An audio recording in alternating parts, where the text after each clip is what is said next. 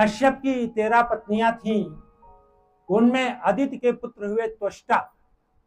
त्वष्टा ऋषि थे, आदित्य के पुत्र थे। उनका विवाह रचना से हुआ। रचना दैत्य कन्या थी और रचना और त्वष्टा से जो पुत्र उत्पन्न हुए उनका नाम था विश्वरूप। वो बहुत ज्ञानी थे। द्वितीय बृहस्पति, वो दूसरे बृहस्पति के समान थे। एक बार इंद्र के किसी कदाचरण से देवगुरु बृहस्पति असंतुष्ट हो गए, नाराज हो गए और उन्होंने इंद्र की सभा छोड़ दी, चले गए। शुक्राचार्य क्योंकि दैत्यों के गुरु थे तो उन्होंने सोचा इस समय इंद्र की रक्षा करने वाला कोई नहीं है, ये बड़ा सही समय है, इंद्र पर आक्रमण कर दो। दैत्यों को तैयार कर दो।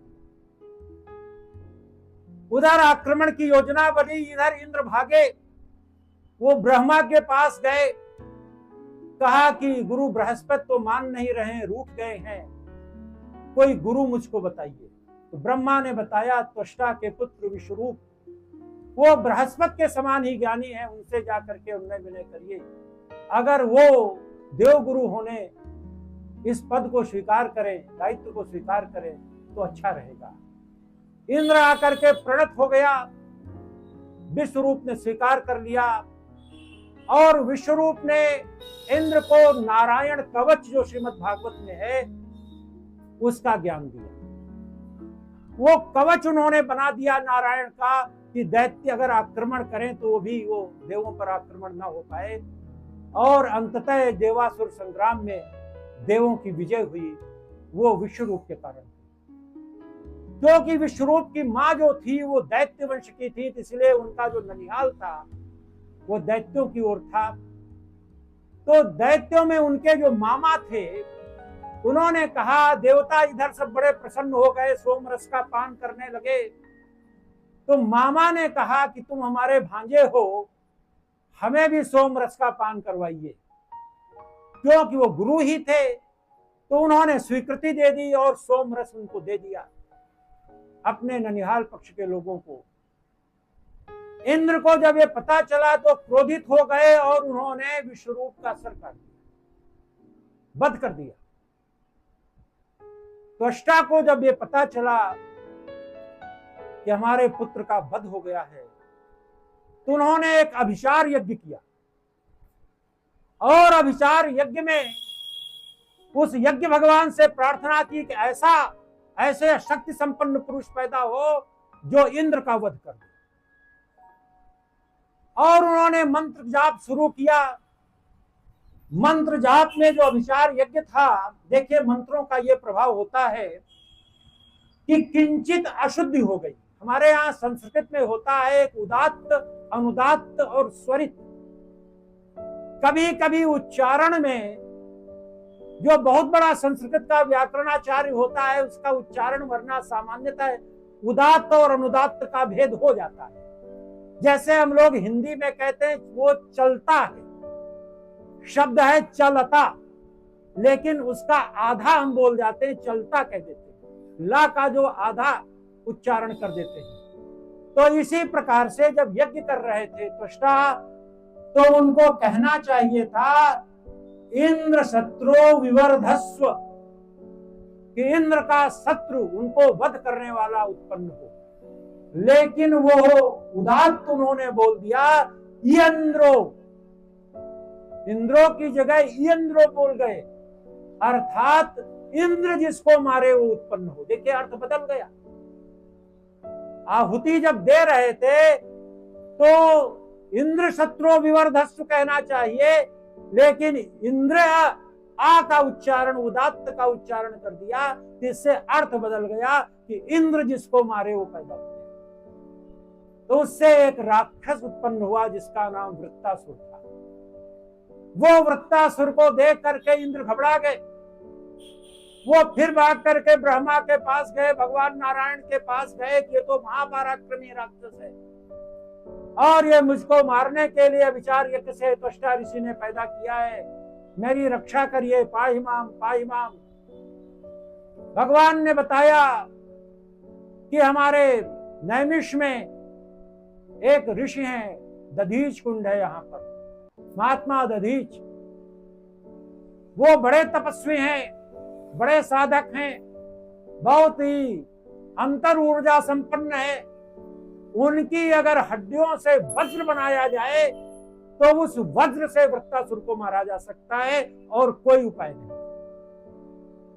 इंद्र भागते हुए नैमिष में आए और दधीच के चरणों में गिर गए और सही सही उन्होंने सब कुछ, यहां पर छल नहीं किया इंद्र ने, उनसे अनुनय किया। ऋषि महात्मा तो ऐसे होते ही हैं, परोपकाराय सताम विभूतया। कहा गया कि स्वयं न खादन्ति फलानि वृक्षा नादन्ति सस्यम फलवारिवाहा परोपकाराय सताम विभूतया परहित लाग तजहि जो देहि संतन संत प्रशंसहि तेहि परहित सरिस धर्म नहीं भाई पर पीड़ा सम नहीं अजमाई। गोस्वामी जी मानस में कहते हैं, उन्होंने अपना शरीर अस्थियों का दान दे दिया। भगवान विश्वकर्मा ने उन अस्थियों से वज्र का निर्माण किया और वो वज्र इंद्र को दिया गया कि इससे वृत्तासुर का वध होगा। वृत्तासुर जान गया था कि हमारा ये वध इंद्र करेंगे, लेकिन वो जब युद्ध होने लगा उसने इंद्र को ऐरावत के सहित अपने मुंह में प्रविष्ट कर दिया। इंद्र के पास वो वज्र था, उन्होंने अंदर से ही वज्र से उस हड्डियों के वज्र से उसके उदर को फाड़ दिया। वृत्तासुर ये समझ गया था कि मेरा वध होना है। इंद्र ने पूछा कि अंतिम समय में क्या चाहते हो? वृत्तासुर कहता है, न नाक पृष्ठम न च पारमेष्ठ्यम न सार्वभौमम न रसाधिपत्यम, कि मुझे स्वर्ग नहीं चाहिए। क्या चाहिए? न मुझे इंद्र पद चाहिए, न परम पद चाहिए, न सार्वभौमम, न कहीं पाताल आकाश का राज्य चाहिए। भगवान ने कहा, फिर क्या तुम चाहते हो? वृत्तासुर ने कहा, हम आपको चाहते हैं। देखिए, ऐसा ज्ञानी था वृत्तासुर। भगवान ने कहा, तुम मुझको कितना चाहते हो? श्रीमद् भागवत में लिखा है, वृत्तासुर कहता है, अजात कक्षायु मातरम खगा। जैसे बिना पंख का पक्षी अपनी मां से प्रेम करता है, मां उसके लिए भोजन लाती है और अपनी चोंच से उस पक्षी को, ऐसा वात्सल्य मुझको चाहिए। भगवान ने कहा, ये प्रेम तो अधूरा प्रेम है। मां उसको दाना जरूर डालती है उसकी चोंच में, लेकिन उसका चुंबन नहीं कर पाती, उसका आलिंगन नहीं कर पाती। तो क्या तुम ऐसा प्रेम चाहते हो? और उसके बाद जब पक्षी में पंख आ जाता है तो पक्षी उड़ जाता है, फिर मां से उसका प्रेम नहीं रह जाता है। फिर वो कहता है वृत्तासुर, स्तम्यो यथा वत्सरा क्षुधार्था, जब जैसे भूखा बछड़ा गोधूली वेला में गाय से प्रेम करता, अपनी माता से प्रेम करता है। जयशंकर प्रसाद जैसे हिंदी के कवि भी जब ममत्व का वर्णन करते हैं, प्रेम का वर्णन करते हैं, अपनी कामायनी में उनका बड़ा दार्शनिक ग्रंथ है, शैवागम का आनंदवाद है, प्रतिभिज्ञा दर्शन है, उसमें जब लिखते हैं कहते हैं गोधूली जैसी ममता हो। ममत्व कैसा हो? गोधूली जैसा हो। जब गाय आती हैं चर करके और बछड़े दरवाजे पर बंधे होते हैं, आ करके अपने बछड़ों को चूमने चाटने लगती हैं, लार गिराने लगती हैं, कितना स्नेह करती हैं, कितना प्रेम करती हैं। वृत्तासुर कहता है कि स्तन्ये यथा वस्त्रा क्षुधार्था, लेकिन वही बछड़ा जब बड़ा हो जाता है तो एक ही चरही में दोनों को चारा दीजिए तो मां जल्दी से चारा खा जाएगी। वो ये नहीं सोचेगी कि हम अपने बछड़े के लिए चारा छोड़ दें। जब बड़ा हो जाता है, चारा खाने लगता है, तो कहा यह भी प्रेम बहुत अच्छा प्रेम नहीं है। तो वो कहता है प्रियम प्रियवा, जैसा कि पति अपनी पत्नी को प्रेम करता है। कबीर ने भी ऐसा प्रेम किया। कबीर यद्यप ज्ञान मार्गी थे, लेकिन कबीर हरि मोर पीऊ मैं राम की बहुरिया, पति पत्नी का जो प्रेम होता है वो बड़ा दिव्य प्रेम होता है, वो कभी समाप्त नहीं होता। हमारे यहाँ पर कहा गया 5 चीजें कभी खत्म नहीं होती। आदि तस्य उदयोतात, सूर्य कभी जो है पुराना नहीं होता। जितनी बार सूर्य को देखो उसमें नव्यता के ही दर्शन होते हैं। और तांबूलम, जो लोग तांबूल खाते हैं, पान खाते हैं, उन्हें पान कभी पुराना नहीं लगता। जितने बार खाते हैं उतने बार नित्य नूतनता का संचार होता है। और भागवती कथा, भारती कथा, भगवान की कथा जितने बार आप सुनिए, भले ही आप उसके जानकार हैं, सब कथाएं आपको मालूम है, लेकिन जितनी बार आप उसको श्रवण करिए वो हमेशा अच्छी लगती है। इष्ट मित्रम, जो अपना अनुकूल मित्र हो, आपको प्रेम करता हो, वो कभी पुराना नहीं होता। और प्रिय भार्या, और अपनी पत्नी कभी पुरानी नहीं होती, नित्य नवीन लगती है। जितनी बार देखो, कालिदास कहते हैं जितनी बार देखो यावन मुपैति तदैव रूपम रमणीयता, जितनी बार जो जो निहारिये मेरे व नैनन त्यों त्यों खरे निखरे से निकाई। जितना नजदीक होकर के देखते जाओ, जितनी बार देखते जाओ, उसमें नित्य नवीनता के दर्शन होते। तो ऐसा प्रेम होना चाहिए। ऐसा प्रेम गोपियों ने किया था। नारद भक्ति सूत्र में नारद कहते हैं कैसा प्रेम होना चाहिए। तो बहुत से भक्त हुए, प्रहलाद, नारद, पराशर, पुंडरीक, बहुत से भक्त हुए। पूरी श्रृंखला भक्तमाल में भक्तों की दी हुई है। लेकिन नारद कहते हैं यथा ब्रज गोपिका नाम, जैसा कि ब्रज की गोपिकाओं ने प्रेम किया है, ऐसा प्रेम किसी भी भक्त का प्रेम नहीं।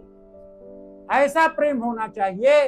तो वृत्तासुर कहता है प्रियम प्रियवा, जैसे पति पत्नी से प्रेम होता है, पाति रक्षति पति, पति जो है अपनी पत्नी की जीवन भर रक्षा करता है, ऐसा प्रेम होना चाहिए। भक्त प्रवर हनुमान भी कहते हैं देख पवन सुत पति अनुकूला, भगवान राम के प्रति पति भाव कि तुम पति हो हमारे, मैं तुम्हारी सुतीक्ष्ण, जैसे भक्त कहते हैं कि मैं सेवक रघुपत पति मोरे।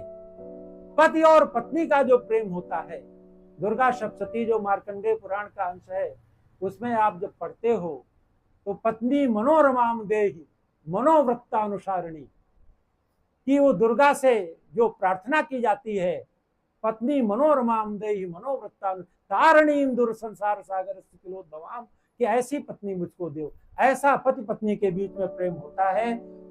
अनुसुईया माता सीता से भी यही कहती हैं, भ्राता पिता पुत्र हितकारी, मित प्रद सब सुन राजकुमारी। भाई भाई से प्रेम करता है, लेकिन मित, उसमें कुछ ना कुछ कमी रहती। मित प्रद सब सुन राजकुमारी। माता अनुसुईया जब उपदेश देती हैं, भ्राता पिता पुत्र, पुत्र भी जब प्रेम करता है उसमें भी मित होता है। अमित दान भरता वैदेही, जो पति और पत्नी का प्रेम होता है अमित, उसमें मित नहीं होता, कमी नहीं होती है। अधम सुनारी सेवते ही। इस प्रकार से गोपियां भी भगवान से प्रेम करती थी। वृत्तासुर की परम निष्ठा को देख करके भगवान बड़े प्रसन्न हुए, अंतर ध्यान हो गए। इंद्र ने उसकी दोनों भुजाएं काट दी। वृत्तासुर को मारने के कारण इंद्र का एक नाम वृत्तहा पड़ा। वृत्तहा, जैसे भगवान ने मुर को मारा था तो उनका नाम पड़ा मुरहा।